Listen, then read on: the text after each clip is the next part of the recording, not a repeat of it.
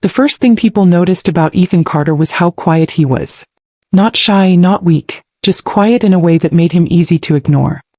He moved through the restaurant like a shadow, carrying plates, refilling glasses, nodding politely when spoken to. His uniform was always clean, his posture straight, his expression calm. Most customers barely looked at his face. To them he was just another waiter. Disposable. Replaceable. Invisible. The restaurant itself was expensive, the kind of place where the lighting was soft and the wine cost more than a week of Ethan's wages. Crystal glasses clinked gently. Conversations were low and confident, filled with stock tips, golf courses, and complaints that didn't really matter. Ethan had worked here for almost a year, mostly night shifts, because the tips were better and because it allowed him to spend the mornings with his daughter. Lily was 7 years old. She had small hands, curious eyes, and a habit of holding onto Ethan's sleeve when she felt overwhelmed. Every morning, Ethan packed her lunch carefully, cutting sandwiches into neat triangles, adding a handwritten note with a simple heart at the bottom. He walked her to school every day no matter how tired he was. She never complained about their small apartment or the second-hand clothes. She just smiled and told him she felt safe when he was around. That word, safe, meant everything to him. Ethan hadn't always been a waiter. But that was a past he kept locked away, buried under routine and silence. He had learned that the less people knew about you, the less they could take from you. After Lily's mother died, his world had narrowed to two things: providing and protecting. Pride had become a luxury he could no longer afford. That evening the restaurant filled quickly. A large table near the center drew attention the moment the guests arrived. Expensive suits. Confident laughter. The kind of people who expected to be noticed. At the head of the table sat Richard Hale, a well-known millionaire investor whose name appeared often in business magazines. He spoke loudly, gestured broadly, and carried himself like the room belonged to him. Ethan was assigned to their table. From the start, Richard was difficult. He snapped his fingers instead of speaking. He criticized the menu, the chairs, the temperature of the room. Nothing was good enough. When Ethan placed the wine down, Richard glanced at him with mild irritation, as if annoyed by the interruption of his presence. "About time," Richard said, checking his watch theatrically. "Do you people always move this slow?" "I apologize, sir," Ethan replied evenly. "Can I get you anything else?" Richard smirked. "Yeah. A waiter who actually knows what he's doing." The men at the table chuckled. Ethan nodded once and turned away, his face calm, his hands steady. He had heard worse. Words didn't bruise the way they used to. Not when Lily's face was waiting for him at home. As the night went on, the comments continued. Richard corrected the way Ethan poured water. He mocked the way he spoke. At one point he asked loudly, "So what's a guy like you doing here? Mess up college? Bad life choices?" The table laughed again. Ethan felt the familiar tightening in his chest, the old instinct rising, urging him to respond. He pushed it down. He thought of Lily sitting at the kitchen table, coloring quietly, trusting him completely. He straightened his shoulders and said nothing. But Richard wasn't finished. When Ethan accidentally brushed the edge of Richard's chair while passing, Richard stood abruptly. "Watch it," he said sharply. "You spill something on me, you couldn't afford to replace the fabric." The room grew a little quieter. Nearby diners glanced over, uncomfortable. Ethan stopped, turned, and met Richard's eyes for the first time. There was no anger in his expression. Just restraint. "I'm sorry, sir," he said. Richard looked almost disappointed by the lack of reaction. He leaned closer, lowering his voice just enough to feel threatening. "You should be more careful. People like you don't get many chances." Ethan nodded once and stepped back. In the kitchen, another server whispered, "You okay?" Ethan gave a small shrug. "It's fine." But something in the air had shifted. Richard's attention stayed fixed on him, like a child poking at something fragile, curious to see when it would break. When dessert arrived, Richard waved Ethan over again. "Hey," he said loud enough for others to hear. "You got kids?" Ethan hesitated for half a second. "Yes. A daughter." Richard smiled thinly. "Must be hard. Raising a kid on this kind of job." He glanced at the others. "Guess we all make choices, right?" The laughter that followed was softer, uncertain. Ethan felt a line being approached. Not crossed yet. Approached. He thought of Lily's backpack hanging by the door. Of her laugh. of the promise he'd made to keep her safe no matter what it cost him. He placed the dessert plates down carefully, his movements precise. "Yes, sir," he said quietly. "We all do." And for the first time that night, Richard felt something he didn't recognize. Stillness. Richard Hale did not like silence. It unsettled him. Power to him had always meant noise. Laughter that followed his jokes, voices that lowered when he spoke, rooms that shifted to accommodate his presence.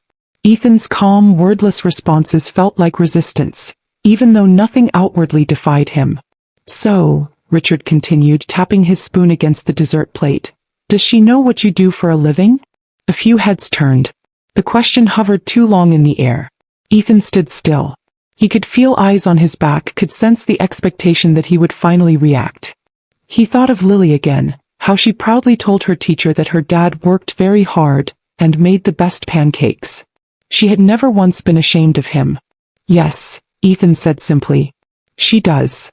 Richard raised an eyebrow. "And she's okay with it?" Ethan met his gaze just briefly. "She's proud." Something about that answer drew a faint scoff from Richard. "Kids don't know better," he said. "They see what's put in front of them. Eventually they learn how the world really works." Ethan nodded, stepping back slightly. "Excuse me, sir. I'll give you some privacy." As he walked away, his hands clenched at his sides, not in anger but in control.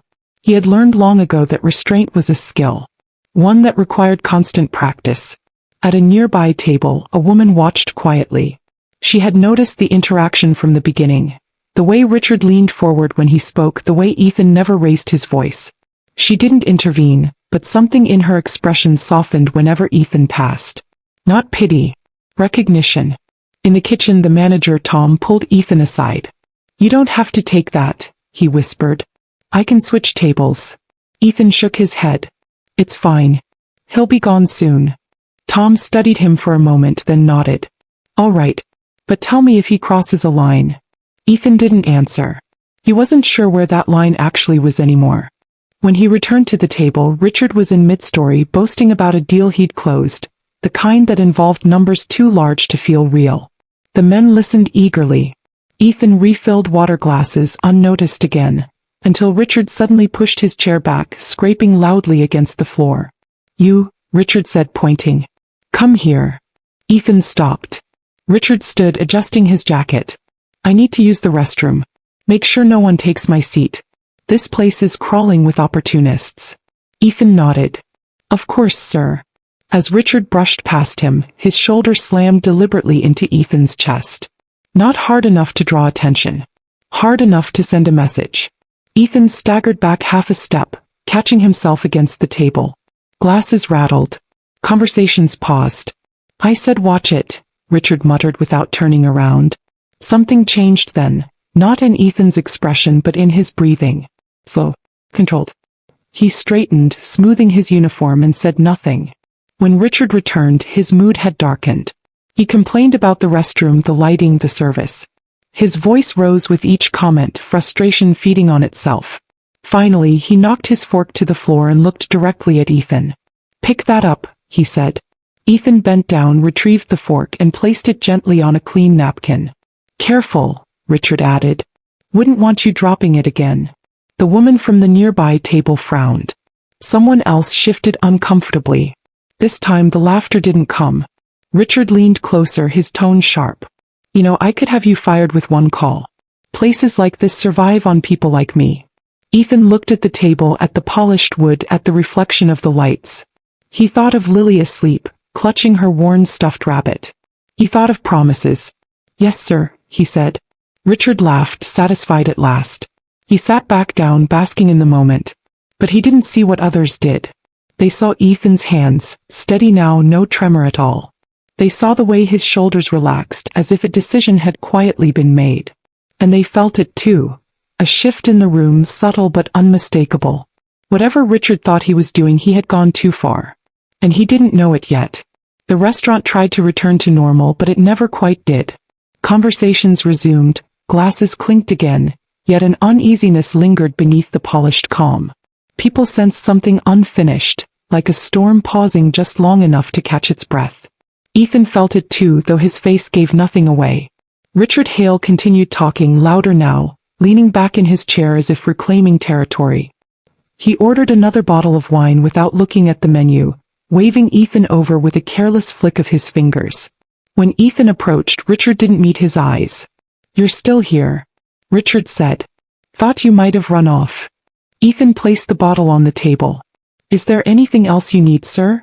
Richard finally looked up, studying him. "You know," he said slowly, "I've met a lot of men like you. Quiet, proud, pretending you're better than your situation." He smiled thinly. "Life has a way of correcting that." Ethan felt the words settle heavy in his chest. He remained still. Across the room, the woman who had been watching tightened her grip on her glass.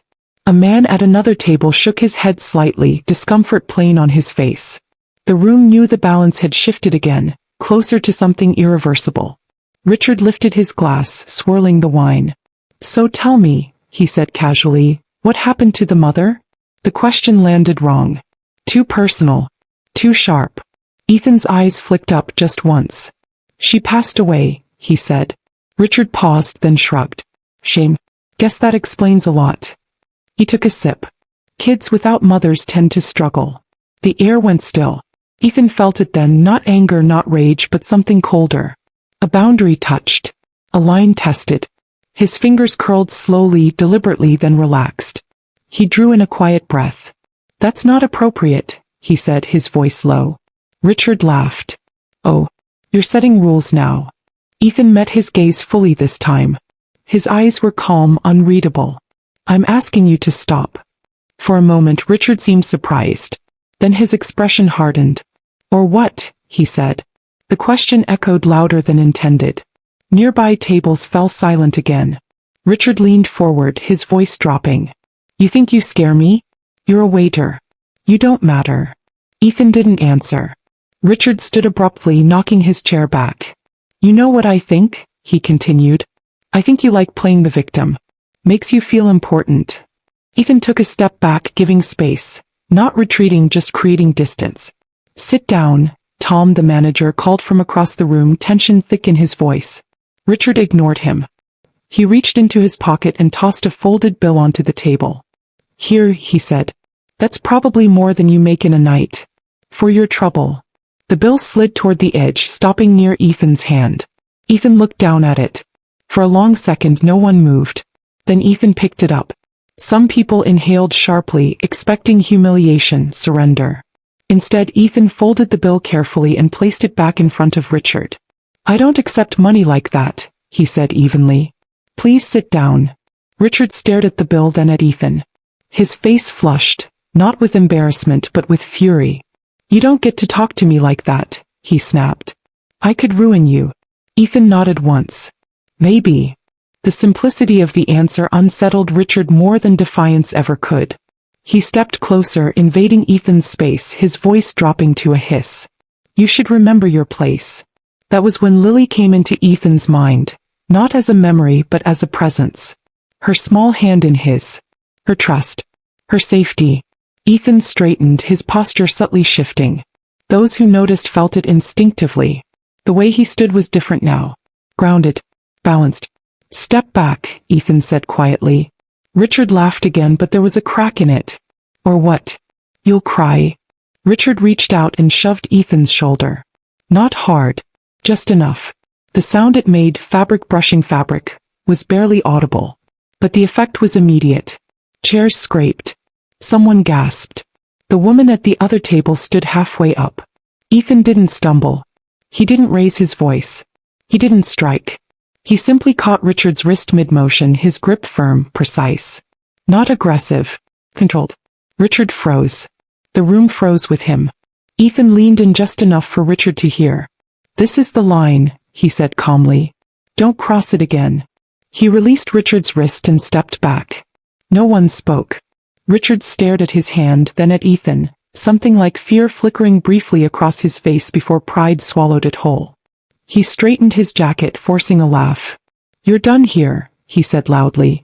"I'm calling this in." Ethan nodded, already turning away. Behind him, the room buzzed with quiet realization. Something had changed. And everyone knew it. Richard Hale stood frozen for a moment after Ethan released his wrist, as if his body needed time to remember how to move. He forced a laugh that echoed too sharply through the room, then turned to his table, clapping his hands once. "Unbelievable," he said. "Did everyone see that? This place hires unstable people now." No one laughed. Ethan walked back toward the service station, his steps measured, his breathing steady. Inside, his heart beat hard but controlled, like a drum kept on a tight leash. He had done what he needed to do. Nothing more. Nothing less. Tom hurried over. "Ethan," he said quietly, his voice tight. "You okay?" "Yes," Ethan replied.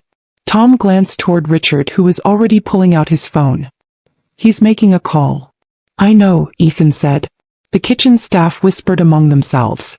One server muttered, "That guy's asking for it." Another shook her head nervously. Everyone knew how these situations usually ended. The powerful complained. The quiet paid the price. Richard spoke loudly into his phone, pacing beside the table.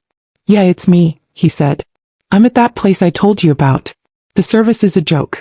One of the waiters put his hands on me." A murmur rippled through the room. Ethan stood still, hands folded in front of him. He did not argue. He did not interrupt. He watched the door instead, his eyes tracking reflections in the glass. He felt no urge to run. Running had never protected anyone. Richard hung up and turned, satisfaction creeping back into his expression.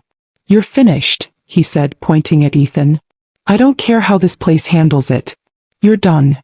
Tom stepped forward. "Sir, I saw what happened," he said. "He asked you to stop." "You..." Richard cut him off.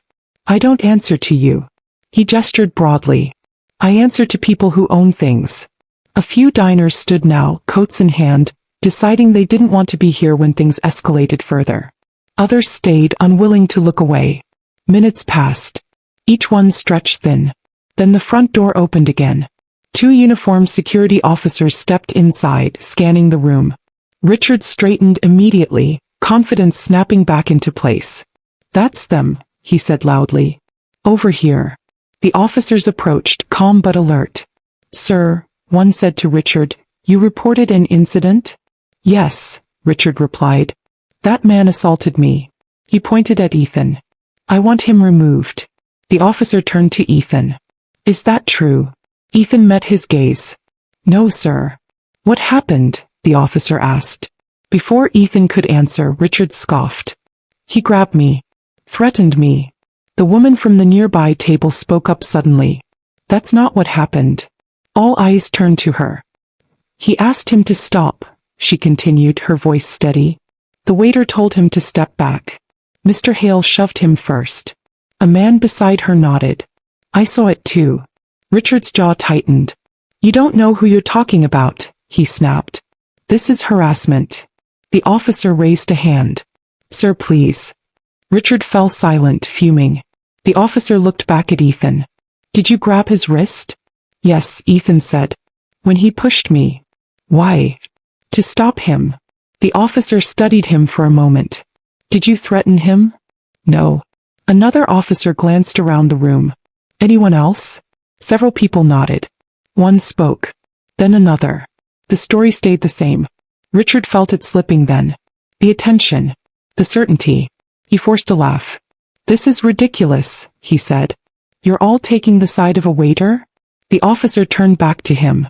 "Sir, from what we're hearing, you initiated physical contact."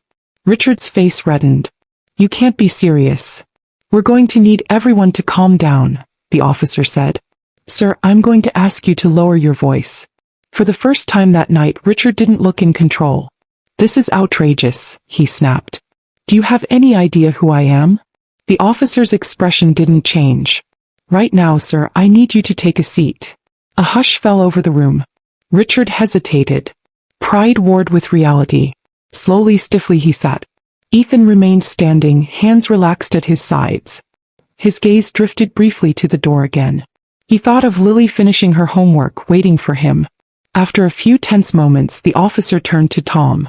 "Sir, do you want to press charges?" Tom shook his head. "No. I just want everyone safe." The officer nodded. "All right. We'll ask Mr. Hale to leave for the evening." Richard shot to his feet. "Leave," he barked.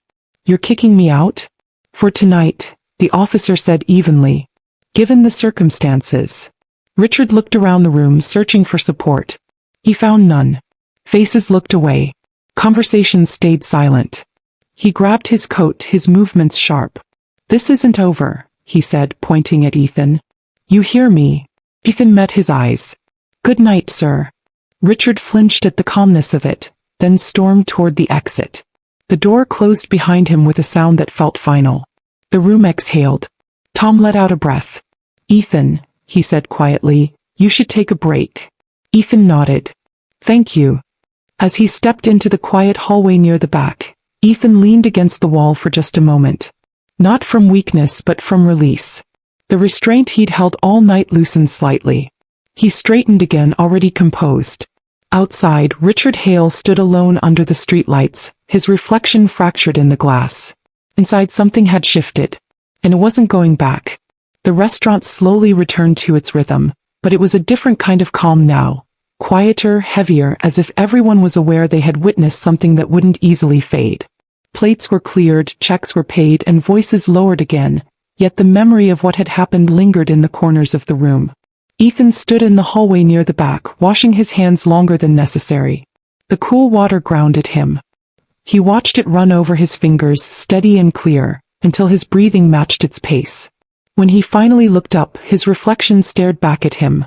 Older than his years, eyes tired but alert. He straightened his collar and returned to the floor. Tom approached him cautiously as if unsure what to say. "You don't have to finish the shift," he offered. "I can clock you out early." Ethan shook his head. "I'm fine. I'd like to finish." Tom studied him for a moment, then nodded. "All right." He hesitated. "Thank you for staying calm." Ethan gave a small, almost imperceptible smile. Calm had been a choice. One he made every day. As the last of the diners filtered out, the woman who had spoken up earlier lingered near the entrance. She waited until the room was nearly empty before approaching Ethan. Up close, her expression was gentle, thoughtful. "I hope this isn't intrusive," she said. "I just wanted to say, you handled that with a lot of dignity." "Thank you," Ethan replied. She hesitated again. "My husband used to be like that man," she added quietly. "Loud. Cruel when he felt powerful. It took years for me to realize silence can be stronger." She met his eyes. "Your daughter is lucky." Ethan felt something tighten in his chest. "I try," he said. She nodded once and left, the door closing softly behind her. When Ethan finally stepped outside, the night air was cool against his skin. He walked the few blocks home instead of taking the bus, needing the movement.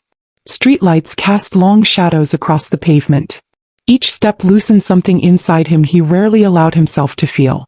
At home, Lily was already asleep on the couch, her homework neatly stacked beside her. She must have waited for him. Ethan smiled faintly, lifting her gently and carrying her to bed. She stirred but didn't wake, her small hand curling instinctively around his finger. "I'm here," he whispered. After tucking her in, Ethan sat alone at the kitchen table.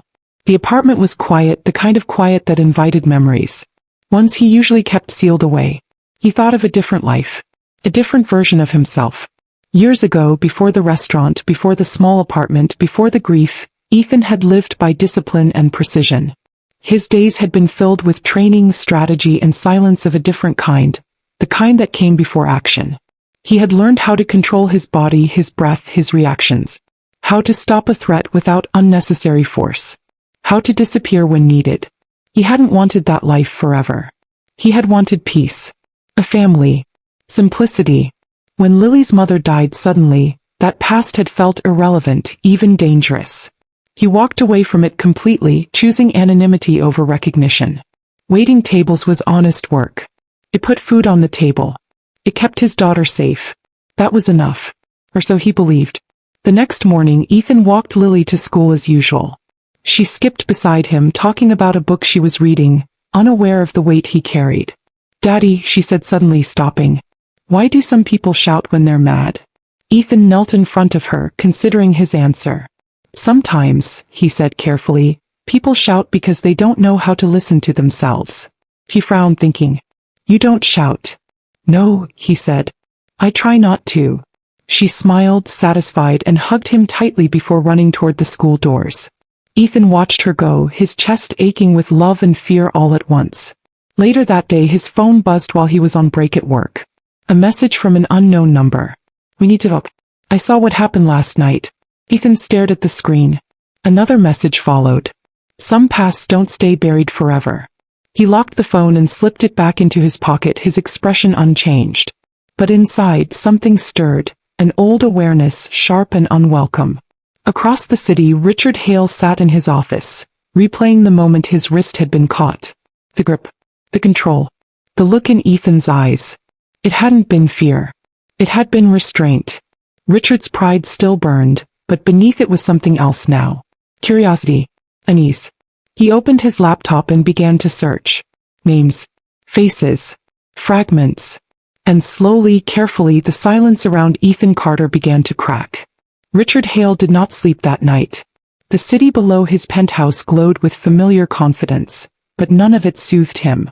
His wrist no longer hurt, yet the memory of that grip lingered. Precise, restrained, deliberate. It was not the reaction of a frightened man. It was the response of someone trained to stop without destroying. By morning Richard had answers. The private investigator's report sat open on his desk. Not long. Not dramatic. Just facts. Dates. Units. Records sealed and then quietly retired. A man who had once lived inside controlled chaos, who had been trusted with lives, who had walked away without ceremony. A man who had chosen silence. Richard leaned back slowly, his confidence cracking into something close to shame. At the restaurant, Ethan finished his shift like any other day. No one treated him like a hero. No applause followed him through the room. But there were differences, subtle ones. A nod from Tom. A quiet thank you from a coworker. Respect without spectacle. That evening, Ethan picked Lily up from school as the sun dipped low. She ran toward him, backpack bouncing, her smile wide and unburdened. "Daddy, guess what?" she said breathlessly. "What?" Ethan asked, crouching to her level. "I got picked for the reading group," she said proudly. "The teacher said I'm very brave." Ethan smiled. "She's right." As they walked home hand in hand, Lily glanced up at him. "Daddy." "Yes, sweetheart. You're brave too." Ethan paused just for a second. He squeezed her hand gently. "I try to be," he said. That night, a knock came at the apartment door. Ethan knew before he opened it. Richard Hale stood in the hallway, no suit jacket, no entourage, his posture stiff with discomfort. He looked smaller here, stripped of the room that once amplified him. "I won't take much of your time," Richard said quickly. I needed to say something." Ethan studied him, then stepped aside. "Come in." Richard glanced around the modest apartment, his gaze landing briefly on Lily's drawings taped to the fridge. He swallowed. "I was wrong," he said finally. "About everything." Ethan said nothing. "I thought power meant control," Richard continued. "That night you showed me how wrong I was." He hesitated. "I'm sorry. For what I said. For crossing lines that shouldn't be crossed." Ethan nodded once. "Apology accepted." Richard exhaled, relief flickering across his face. "I won't come back here," he added. "I won't interfere with your life." "That's best," Ethan replied. Richard turned to leave, then stopped. "Your daughter," he said quietly. "She's lucky." "So am I," Ethan said. The door closed softly behind him. Life did not change overnight. There were no headlines. No dramatic reversals. Ethan continued working. Lily continued growing. Days passed quietly, stitched together by routine and care. But something had shifted inside Ethan. Weeks later, Tom called him into the office. "I've been thinking," he said. "You've earned more than this place can offer. If you ever want something different, I'd help." Ethan considered it. Not ambition, but possibility. That night, he sat beside Lily as she slept, her breathing slow and steady. He brushed a strand of hair from her face, his chest tight with love. Strength, he realized, wasn't about striking back. It wasn't about proving anything to people who didn't matter.